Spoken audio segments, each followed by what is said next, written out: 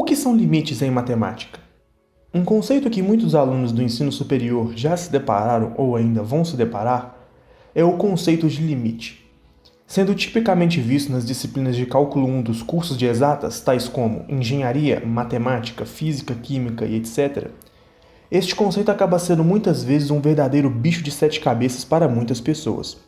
O objetivo desse vídeo é explicar da maneira mais didática possível o que são limites.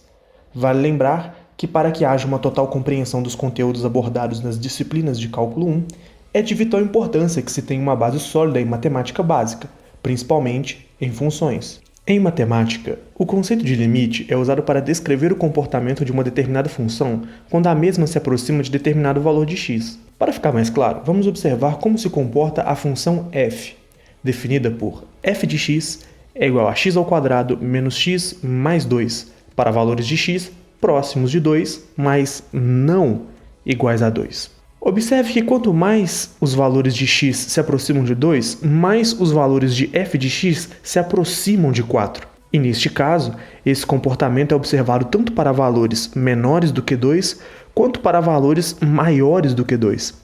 Portanto, podemos dizer que o limite da função f de x, quando x tende a 2, é igual a 4. E a notação para isso é esta que você está vendo. Diante disso, podemos definir limites da seguinte maneira. Limites de f de x, quando x tende a A, é igual a L. Em outras palavras, podemos tornar f de x cada vez mais próximo de L, tornando x suficientemente próximo de A por ambos os lados de A, mas não sendo igual a A. Mas por que é tão importante deixar isso claro?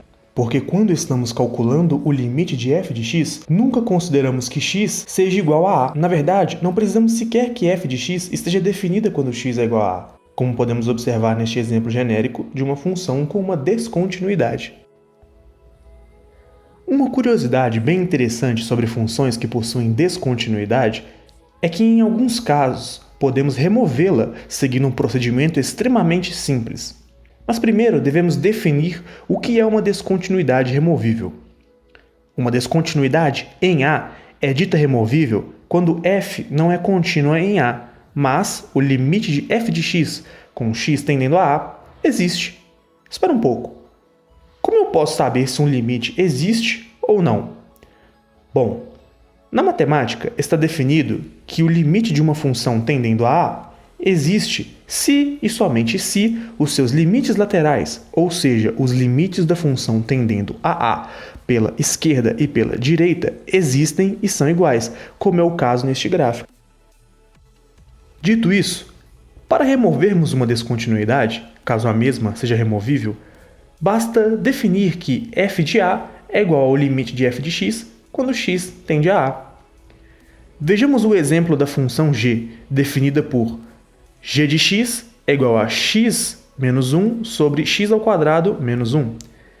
Ela, como podemos prontamente notar, apresenta uma descontinuidade em x igual a 1, uma vez que, se quiséssemos calcular g de 1, iríamos obter um zero no denominador da função, o que é, como sabemos, uma indeterminação matemática.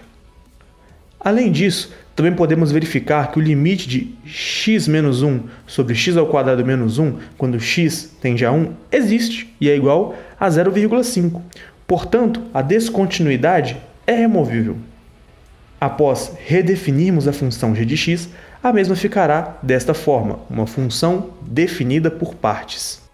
Vamos analisar também um exemplo em que não existe uma descontinuidade removível, como é o caso da famosa função de Heaviside, que possui esse nome para homenagear o engenheiro eletricista Oliver Heaviside. Essa função é utilizada para descrever uma corrente elétrica que é ligada em t igual a 0. Aqui há uma descontinuidade do tipo salto, onde caso t tenda a 0 pela esquerda, h de t irá tender a 0. E caso t tenda a 0 pela direita, h de t irá tender a 1. Portanto, o limite de h de t quando t tende a 0 não existe. Logo, essa descontinuidade não é removível. Ainda falando sobre descontinuidades, há mais um tipo delas que pode ser utilizada para ir mais a fundo no conceito de limite. É a chamada descontinuidade tipo infinita. Como podemos ver no caso da função y igual a 1 sobre x², Quanto mais os valores de x se aproximam de zero, independente de que lado do eixo x estejam, maiores são os valores na imagem da função. Portanto, podemos dizer que o limite de 1 sobre x ao quadrado, quando x tende a zero, é igual a infinito. Isso não significa que esse limite exista, afinal de contas, infinito não é um número. Isto é apenas uma maneira simbólica de expressar que podemos tornar os valores de y tão grande quanto quisermos, apenas aproximando suficientemente de zero os valores de x. Esses limites são conhecidos como limites infinitos.